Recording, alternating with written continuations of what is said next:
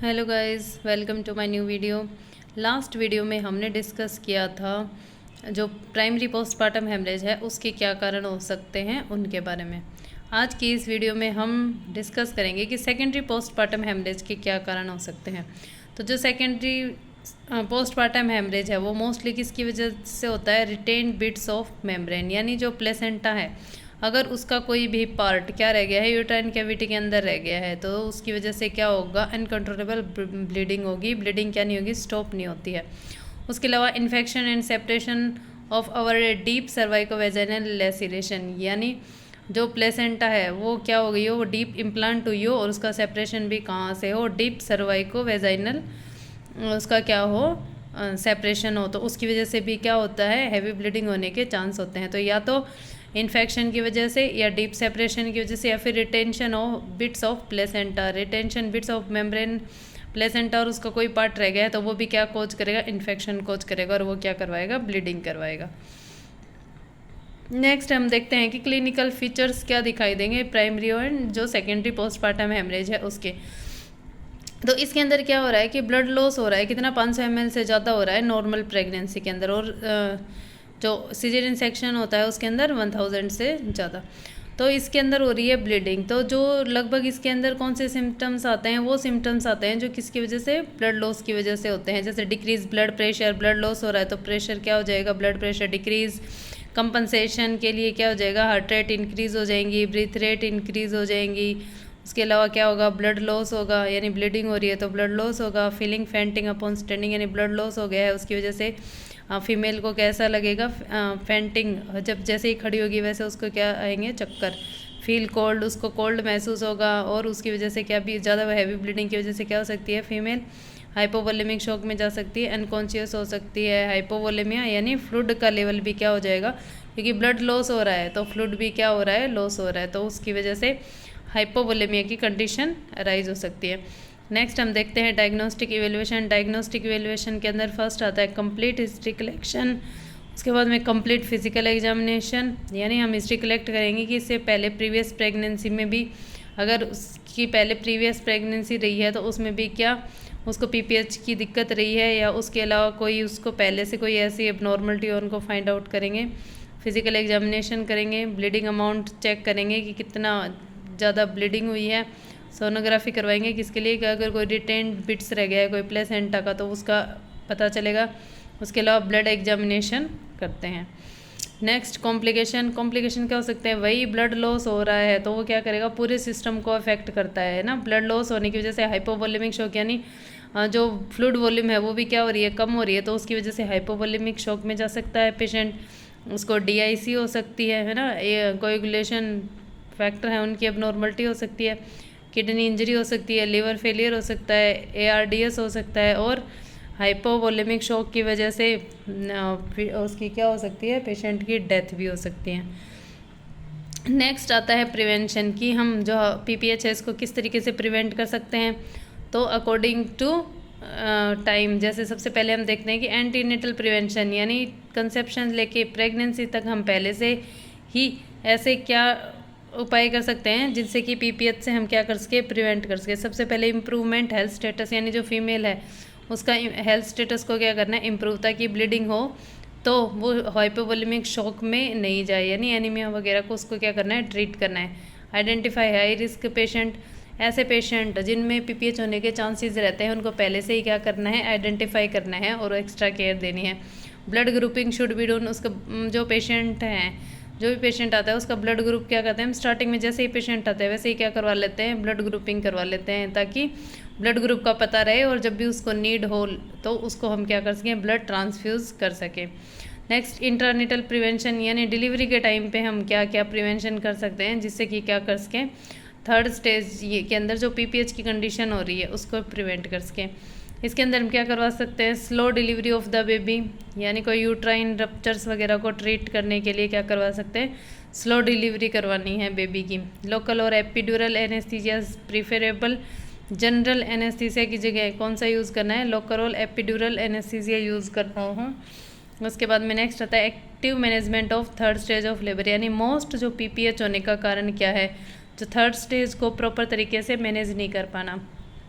तो अगर third stage का हम एक्टिव मैनेजमेंट करते हैं तो उस कंडीशन में क्या कर सकते हैं, पीपीएच को प्रिवेंट कर सकते हैं। यानी जितनी हो जल्दी हो सके उतनी जल्दी क्या करवाते हैं, सेपरेशन करवाना कोड का, उसकी डिलीवरी करवानी है ना, ऑक्सीटोसिन ड्रग्स के इंट्रोड्यूस करवा के एडमिनिस्टर करके, तो थर्ड स्टेज की टाइम लिमिट कम करना ताकि ब्लीडिंग को क्या किया जा सके, कम किया जा सके। Pulling the code should be avoided, code को जो उसको क्या करना है, पुल करके उसकी डिलीवरी नहीं करवानी है। क्यों, उससे क्या हो सकती है, उससे जेनाइटल ट्रैक्ट में इंजरी हो सकती है और उसकी वजह से भी हैवी ब्लीडिंग हो सकती है। एग्जामिनेशन ऑफ प्लेसेंटा, प्लेसेंटा का एग्जामिनेशन क्यों करना है, क्यों अभी हमने पीछे देखा था सेकेंडरी पीपीएच का रीज़न क्या होता है, रिटेन्ड बिट्स ऑफ प्लेसेंटा, यानी अगर प्लेसेंटा का कोई पार्ट रह गया है तो उसकी वजह से भी क्या हो सकती है, bleeding.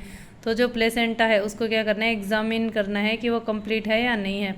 Regular असिस of the uterus, उसके अलावा यूट्रस के अंदर यानी पूरी जेनेटल ट्रैक्ट भी को भी असिस करना है, यूट्रस को भी असिस करना है कि वो अपनी जो रिप्लेस नहीं हो गया है अपनी जगह से, या फिर उसके अंदर कोई भी रप्चर नहीं हो गया है।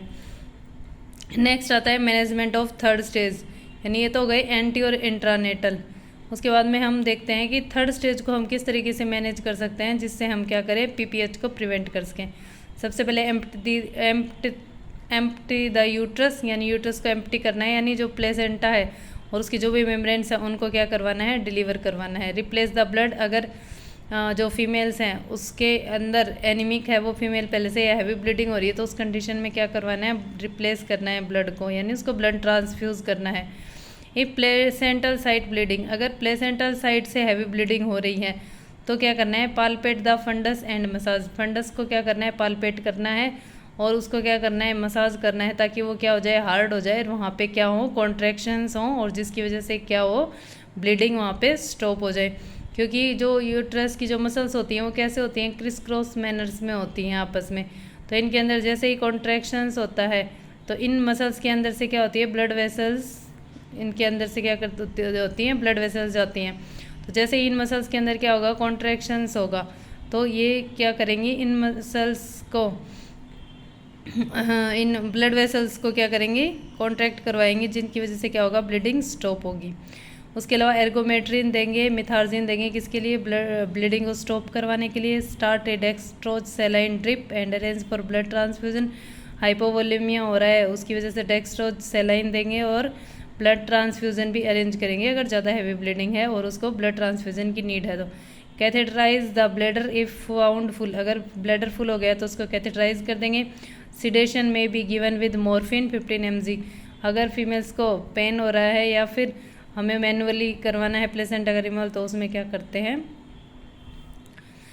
इफ़ ट्रोमेटिक ब्लीडिंग, अगर ट्रोमा की वजह से ब्लीडिंग हो रही है, यानी कोई जेनिटल ट्रैक्ट के अंदर कोई ट्रोमा हो गया है उसकी वजह से पीपीएच हुआ है तो उस कंडीशन में क्या करते हैं, the uterovaginal canal is to be explore under general anaesthesia after the placenta is expelled.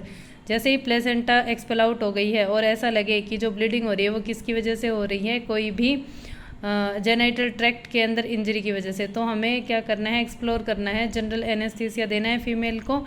जैसे ही प्लेसेंटा क्या हो जाती है, एक्सपेल आउट हो जाती है और उसकी जो यूटेरोवेजाइनल कैनाल है यानी जो पूरा जेनिटल ट्रैक्ट है उसको क्या करना है, एक्सप्लोर करना है, यानी उसको एग्जामिन करना है, किसके लिए, किसी भी तरीके की इंजरी के लिए, ट्रॉमा के लिए। अगर वहाँ ट्रॉमा हुआ है तो वहाँ पे हम क्या कर देंगे, haemostatic sutures are placed on side, उस साइड पे क्या कर देंगे, सूचर्स लगा देंगे ताकि क्या हो जाए, ब्लीडिंग स्टॉप हो जाती है। ये तो था management of third stage. Third stage का मैनेजमेंट करना है जिससे हम क्या कर सकें, प्रिवेंट कर सकें किसको, पीपीएच को। उसके बाद में अगर पीपीएच की कंडीशन हो गई है यानी थर्ड स्टेज ब्लीडिंग नहीं है, ट्रू पीपीएच है, उस कंडीशन में हम क्या करते हैं, इमीडिएट मेजर, सबसे पहले कॉल फॉर एक्स्ट्रा हेल्प के लिए कॉल करेंगे। पुट इन 2 लार्ज बोल IV कैनुला, फीमेल्स को 2 कैनुला लगाएंगे लार्ज जो 14 गोज के, ताकि एक से क्या किया जा सके, ब्लड ट्रांसफ्यूजन, और एक से क्या कर सकें, फ्लूइड है वो एडमिनिस्टर कर सकें। Send blood for blood grouping and cross match and ask 2 unit of blood, पहले से ही ब्लड ग्रुपिंग वगैरह करवानी है, क्रॉस मैच पहले से अरेंज करके रखना है क्योंकि उसको इमीडिएट क्या कर सकें, ब्लड ट्रांसफ्यूज़ कर सकें जैसे ही उसको नीड होती है। Infuse rapidly 2 litre of NS, उसको NS क्या करनी है, हाइपोवोलेमिया हो रहा है, हाइपोवोलेमिक शॉक से प्रिवेंट करने के लिए उसको क्या करना है, NS एडमिनिस्टर करनी है। मॉनिटर TPR एंड BP, उसके जो BP और टेम्परेचर है उसको क्या करना है, पल्स, रेस्पिरेशन, सबको वाइटल साइंस को क्या करना है, मॉनिटर करना है। नेक्स्ट आता है एक्चुअल मैनेजमेंट, यानी जो ट्रू PPH किसकी वजह से होती है, या तो एटोनिक यूट्रस की वजह से या फिर ट्रोमेटिक यूट्रस की वजह से। तो अगर एटोनिक यूट्रस है तो हम क्या करेंगे मैनेजमेंट, और ट्रोमेटिक यूट्रस है तो हम क्या करते हैं। सबसे पहले हम देखते हैं एटोनिक यूट्रस। अगर यूट्रस के अंदर कॉन्ट्रैक्शंस नहीं हो रहे हैं, टोन नहीं है, तो क्या करते हैं। इसमें सबसे पहले आता है step first, massage the uterus. सबसे पहले यूट्रस को क्या करना है, मसाज करना है। फिर किस लिए, उसको हार्ड करने के लिए, ताकि क्या हो, उसके अंदर टोन आए और कॉन्ट्रैक्शंस हों। उसके अलावा मिथार्जिन देनी है। मिथार्जिन किसके लिए देते हैं, ब्लीडिंग को स्टॉप करने के लिए। उसके अलावा मॉर्फिन देते हैं 15 mg। ऑक्सीटोसिन ड्रिप स्टार्ट कर देते हैं। ऑक्सीटोसिन ड्रिप किसके लिए देते हैं, 10 यूनिट इन 500 ml, ताकि क्या उसके कॉन्ट्रैक्शन स्टार्ट हो सकें और उसकी वजह से क्या हो सके, ब्लीडिंग स्टॉप हो सके। सेकेंड स्टेप में क्या करते हैं, uterus is to be explored under general anaesthesia. Uterus है उसको हम क्या करते हैं, जनरल एनेस्थीसिया देके फीमेल्स को क्या करते हैं, एक्सप्लोर करते हैं, यानी उसको चेक करते हैं किसी भी तरीके की इंजरी वगैरह के लिए। Step third, uterine massage and by manual compression. जो यूट्रस है उसके अंदर उसको क्या करते हैं, मसाज करके हार्ड करते हैं। उसके अलावा बाई मैनुअल कंप्रेशन करते हैं, यानी ताकि हम क्या कर सकें, ब्लीडिंग को स्टॉप कर सकें। इस तरीके से क्या करते हैं, बाई मैनुअल कंप्रेशन।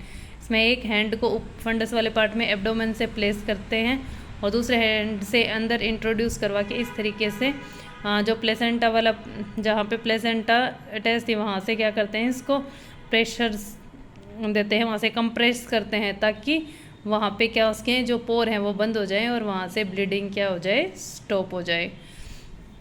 उसके बाद में नेक्स्ट आता है यूट्राइन टेम्पोनेट। यूट्राइन टेम्पोनेट का क्या करते हैं, यूज़ करते हैं इस तरीके से, है ना।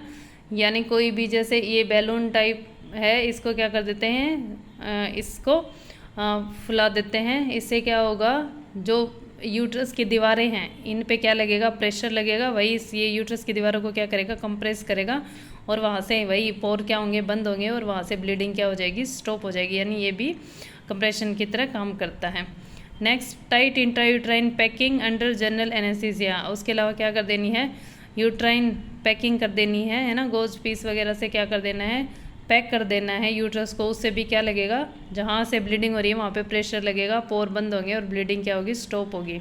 Under general anaesthesia a 5 centimetre long strip of gauze 8 centimetre wide folded twice is required. Gauze is soaked in antiseptic solution. First fundal area is packed and then hollow uterus.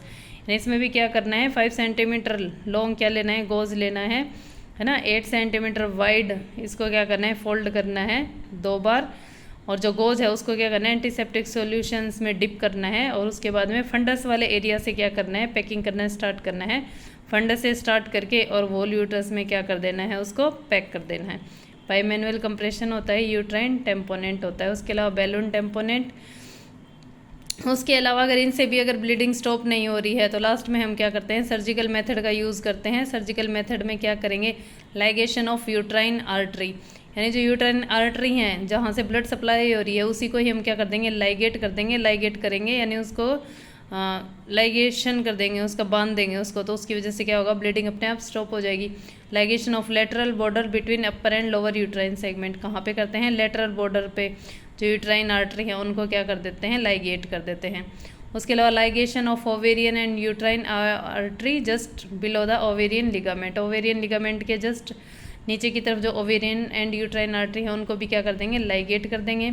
उसके अलावा ligation of anterior division of interior iliac artery, वहाँ से भी ligate कर देंगे, यानी bleeding को क्या करवा देंगे, वहाँ से स्टॉप करवा देंगे जो ब्लड सर्कुलेशन हो रहा है उसको। B Lynch brace sutures and haemostatic suturing, और अगर फिर भी ब्लीडिंग स्टॉप नहीं हो रही है तो जहाँ से ब्लीडिंग हो रही है वहाँ पे क्या कर देंगे, सूचरिंग कर देंगे।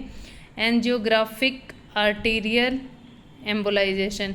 एंजियोग्राफिक आर्टीरियल एम्बोलाइजेशन मतलब जो आर्टीरियल ब्लड है उसके अंदर क्या करवा देंगे, एम्बुलेंस का फॉर्मेशन करवा देते हैं। इन सब से भी नहीं होता है तो क्या कर देंगे, लास्ट में हिस्टेरेक्टोमी कर देते हैं, यानी यूट्रस को क्या कर देते हैं, रिमूव कर देते हैं, ताकि फीमेल्स को क्या कर सकें, फीमेल की डेथ नहीं हो। उसके लिए क्या कर देंगे, अगर ब्लीडिंग फिर भी स्टॉप नहीं हो रही है तो लास्ट ऑप्शन क्या होता है, हिस्टेरेक्टोमी कर देंगे। ये क्या होते हैं, सूचर्स होते हैं। जैसे इसमें हमने देखा कि बी लिंस ब्रेथ स्यूचरिंग करते हैं, यानी किस तरीके से, इस तरीके से करते हैं। जो एंटीरियर मतलब आगे से पीछे की तरफ, फिर आगे फिर पीछे की तरफ, ये यूट्रस को इस तरीके से क्या कर देते हैं, स्यूचरिंग कर देते हैं। ये इस तरीके से दिखेगा, फिर स्यूचरिंग कर देते हैं ये, ताकि क्या उसके ब्लीडिंग स्टॉप हो सके, यानी पूरी तरीके से इसको क्या कर देंगे, स्यूचर कर देंगे, यानी पूरी तरीके से इसको टाँके लगा देंगे ताकि कहीं से भी इसमें क्या नहीं हो, ब्लीडिंग नहीं हो।